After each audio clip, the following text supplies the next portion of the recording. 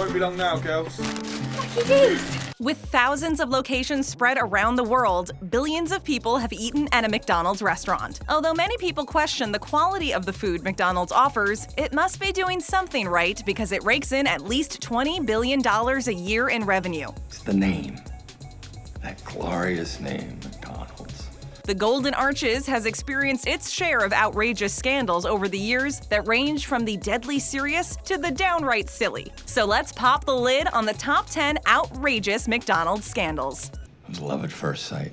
McDonald's Super Scandal Me. I mean, what would happen if I ate nothing but McDonald's for 30 days straight? Morgan Spurlock starred in his own 2004 documentary called Supersize Me. The filmmaker billed it as an expose on the supposed unethical practices of fast food giant McDonald's. Spurlock put himself on a McDiet for a month, in which he ate only McDonald's food for breakfast, lunch, and dinner. According to his own tally, he ate approximately 5,000 calories a day during the 1-month period. This calorie count is double the amount of calories recommended by nutritionists for a healthy adult male like Spurlock. This fact alone makes the 30-day diet a bit disingenuous because no one really eats fast food 3 times a day, every day, even for just a month. Every 8-year-old's dream right now that I'm getting ready to fulfill. If someone was foolish enough to consume fast food as their regular diet, it wouldn't mean they'd necessarily rack up such a high calorie count. Spurlock seemed eager to expose McDonald's as a bad actor that hooks unsuspecting customers on unhealthy food.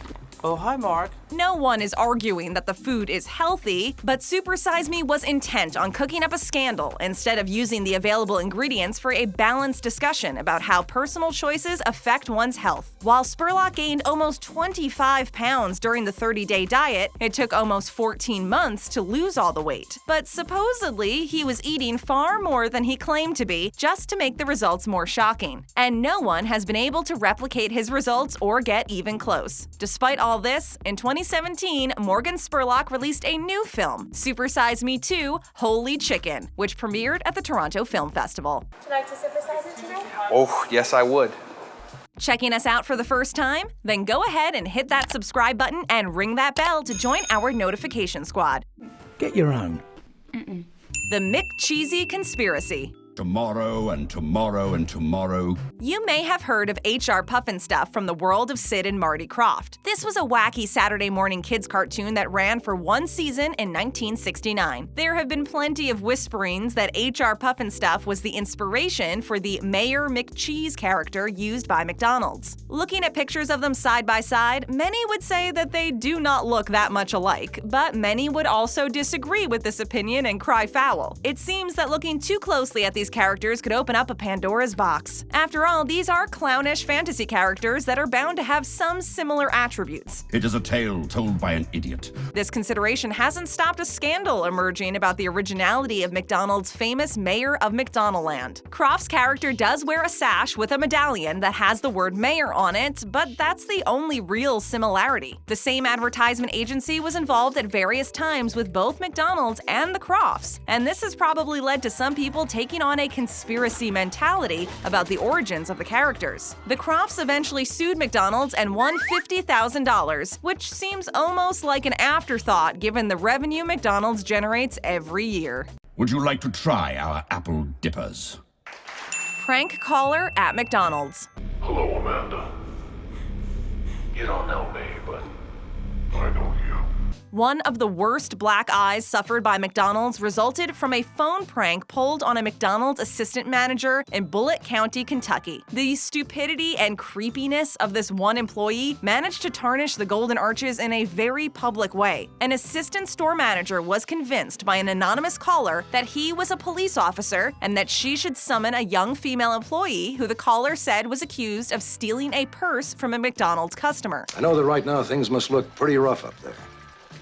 But if you do what I tell you, when I tell you to do it... The 18-year-old employee complied with the demand of the caller and her manager and stripped. Over the course of about 2 hours, she was subjected to a search, spanking, and pressured to perform jumping jacks. Bring out the gimp. During the ordeal, the store manager had her fiancé come to the store and watch the naked girl while she tended to her manager duties. The disgusting prank caller was eventually caught and turned out to be a prison guard. The McDonald's assistant manager received a suspended sentence, but her fiancé was sentenced to 6 years for sexual assault. The young woman was eventually awarded $6 million for her unbelievable ordeal. This happened more than once? McDonald's China scandal.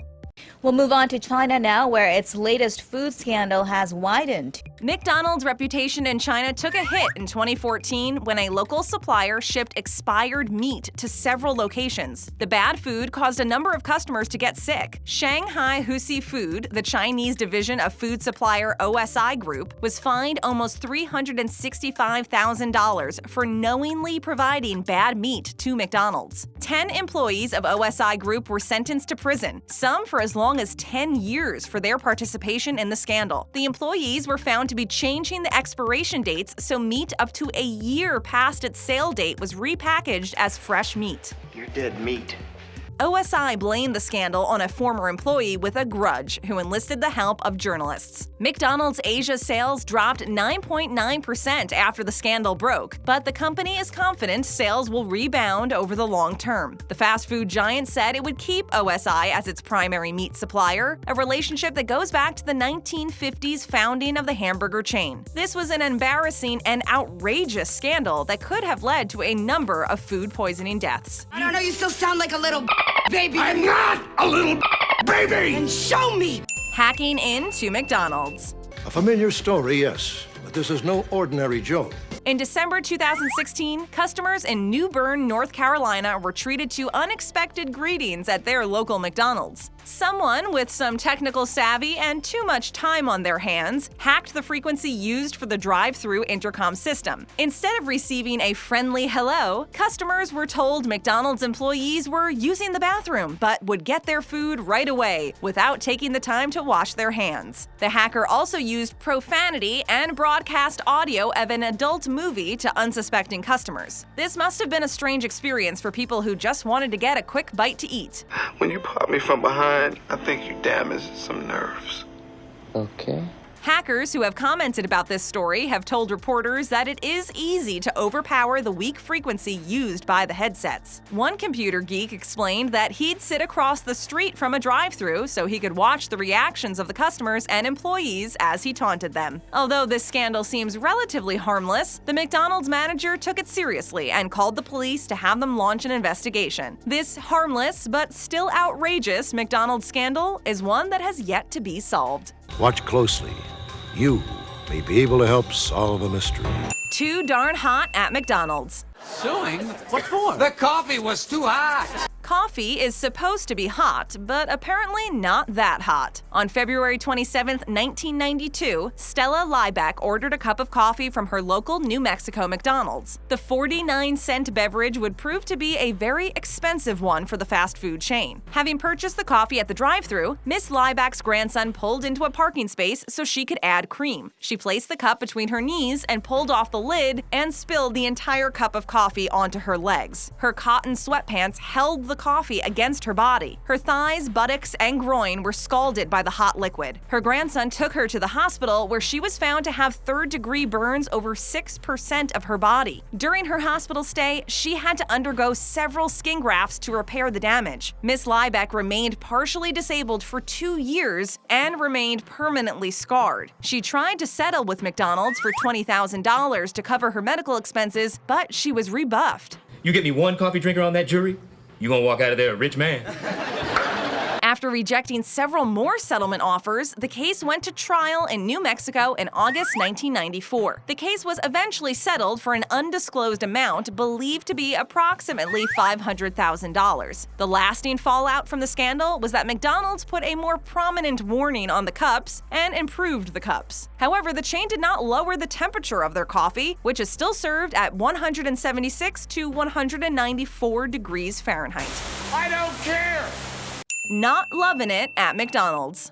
I'm loving it. Bulgogi means fire meat in Korean and is a popular kind of barbecue in South Korea. McDonald's marinates beef patties in a spicy soy sauce to make the bulgogi burger. In September 2017, several Korean children became sick after eating bulgogi burgers from McDonald's. The children and their teacher suffered from enteritis, an inflammation of the intestine that usually includes diarrhea. One 5-year-old girl suffered permanent kidney failure after eating one of the undercooked burgers. Following the incident, McDonald's took the bulgogi burger off menus in Korea, although the company did not confirm publicly that it was the marinated meat that caused the illnesses. They got cooties. What? McDonald's promised to upgrade its food safety procedures in Korea and invited customers to see for themselves how food is prepared at the restaurants. South Korea's Ministry of Food and Drug Safety investigated the cause of the illnesses, which was not welcome news for McDonald's because the company wanted to put this scandal behind it as soon as possible. Mistake. McDonald's McLibel. There's a McDonald's denial. We all embrace it. I'm Lovin' It was not the way either party felt in the McDonald's Corporation versus Steele & Morris lawsuit. This court case was filed against British environmental activists. The case dragged on for a decade and became the longest-running libel case in Britain. Helen Steele and David Morris published a leaflet known as the McLibel leaflet, with information very critical of McDonald's Corporation. The leaflet asserted things like McDonald's encouraged an unhealthy diet and exploited children with targeted advertising. McDonald's created a climate of fear in the 80s. Many companies could be accused of similar charges, but McDonald's was presumably targeted by London Greenpeace because it is a very visible and wealthy corporation. The court ruled that some of the information in the leaflet was accurate, while some of it was inaccurate. McDonald's eventually was awarded £40,000 by the courts, but indicated it would not seek to collect on the judgment. Information came to light several years later that one of the authors of the infamous leaflet was in fact an undercover police officer who had infiltrated London Greenpeace. It was also shown that another undercover police officer had a sexual relationship with the activist Helen Steele. A documentary called McLibel, made about the scandal, was produced in 1997. McDonald's have got private information about us from the police, including our home addresses. No McVegans at McDonald's. What are you doing with this? I'm eating. You cannot eat fast food. Why not? If you think McDonald's may not be the best choice for people who aren't big fans of meat, you're probably right. However, this hasn't stopped some vegans from agitating against the company in an effort to make the fast food chain more friendly to vegans. Contrary to what some people might believe, McDonald's fries are not and have never been vegan or vegetarian. For many years, the fried potatoes were cooked in animal fat, a definite no-no for vegans. However, when the fast food company switched to vegetable fat, the taste of the famous fries suffered. McDonald's solution was to add some beef flavoring. Oh god, this is good. In 2001, a group of Hindu activists filed a class action lawsuit against McDonald's. They argued that McDonald's had tricked them into believing the fries were vegetarian friendly when in fact they had always contained animal products. McDonald's settled the case for $10 million, with $6 million given to vegetarian causes. In McDonald's defense, they have long posted the ingredients of their products, including their fries. Look at that. Look at how big that thing is.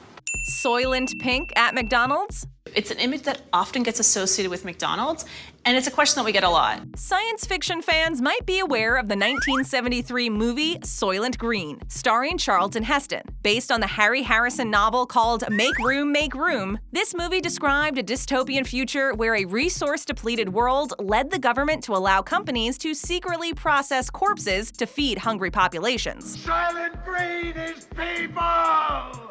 I don't think anyone is accusing McDonald's of turning people into Big Macs, but almost no one is comfortable with the fast food giant's infamous pink slime. This product's official name is Lean Finely Textured Beef, LFTB, but obviously the more colorful name has stuck. LFTB is a meat byproduct used as a food additive and filler for processed meats. A production process removes fat from beef trimmings and results in the unappetizing meaty paste. A 2012 2012 news report said that as much as 70% of ground beef sold in the United States supermarkets contain LFTB. So if this figure is accurate, the issue of pink slime goes well beyond the McDonald's association that has made the product part of popular culture. Some people have claimed that LFTB was first used in pet food and cooking oil before being approved for food. However, the U.S. Food and Drug Administration has disputed this claim. According to McDonald's website, the company stopped using the scandalous LFTB in 2011.